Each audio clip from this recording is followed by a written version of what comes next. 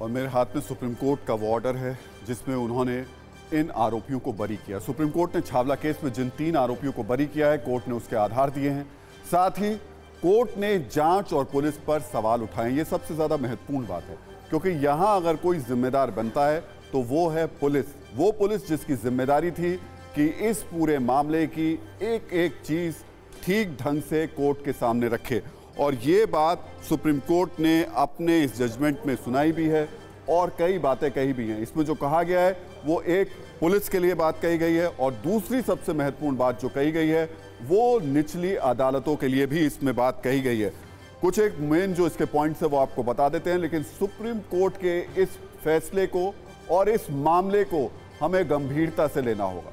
Police ने जो लिखा हुआ है इसमें आरोपियों के डीएनए सैंपल तो लिए, लेकिन बिना सुरक्षा के 11 दिनों तक वो माल खाने में पड़े रहे। ये असंवेदनशीलता पुलिस की है।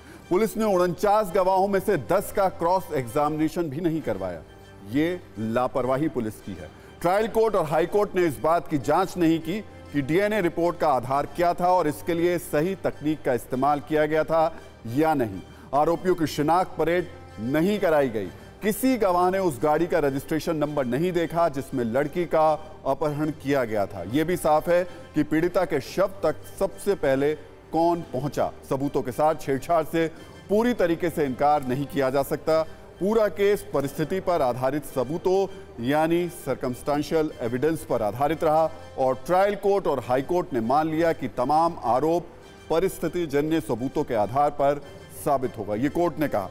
ये सब कहने के बाद सुप्रीम कोर्ट ने अपने इस 40 पन्नों के फैसले में ये स्वीकार किया कि ये बहुत ही घृणित अपराध है, लेकिन सबूतों के अभाव में अदालत के पास उन्हें रिहा करने के अलावा कोई दूसरा विकल्प नहीं है। सुप्रीम कोर्ट ने कहा यह सच है कि अगर अभियुक्त बरी हो जाते हैं तो इसमें समाज में और खासकर पीड़ित के परिवार में पीड़ा और बेचैनी बढ़ेगी, लेकिन कानून इस बात की इजाजत नहीं देता कि सिर्फ शक और नैतिकता की बुनियाद पर अदालत किसी को दोषी करार दे। तो जो बातें हम आपको बता रहे हैं वो सुप्रीम कोर्ट के इस 40 पन्नों के फैसले में लिखा हुआ है। सुप्रीम कोर्ट ने फैसले में जिस भाषा का इस्तेमाल किया है उससे जाहिर है कि आरोपी को मजबूरी में रिहा किया गया। सबूतों का अभाव था और कोर्ट के पास कोई भी चारा नहीं था। सुप्रीम कोर्ट ने अपने फैसले में साफ साफ लिखा कि सबूतों के अभाव में आरोपियों को बरी किया जाता है। ऐसे में सवाल यह कि सबूत क्यों नहीं जुटाए गए, सबूतों का अभाव क्यों हुआ, आखिर ये जिम्मेदारी किसकी है।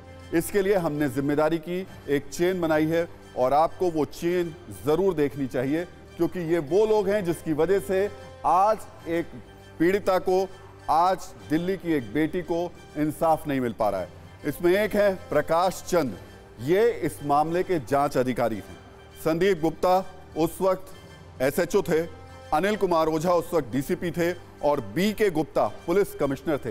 ये 4 वो लोग हैं जो अगर कायदे से अपना काम ठीक तरीके से करते तो शायद ये केस आज सही जगह पे होता और एक बेटी को इंसाफ मिल गया होता। पीड़ित परिवार कह रहा है कि वो हार नहीं मानेंगे, आगे लड़ेंगे, लेकिन सवाल ये कि अब आगे क्या रास्ते हैं। क्या अनामिका के लिए इंसाफ के दरवाजे अभी खुले हुए हैं? तो इसका जवाब है बिल्कुल हाँ। पीड़ित परिवार पुनर्विचार याचिका दायर कर सकता है। बावजूद इसके उनके पक्ष में फैसला नहीं आता है तो क्यूरेटिव याचिका दायर भी कर सकते हैं। पीड़ित परिवार फिर से पुराने मामले की जांच की मांग कर सकता है। इस मामले में सरकार भी एक पक्ष है, इसलिए पीड़ित परिवार सरकार से भी पुनर्विचार याचिका दायर करने की अपील कर सकता है।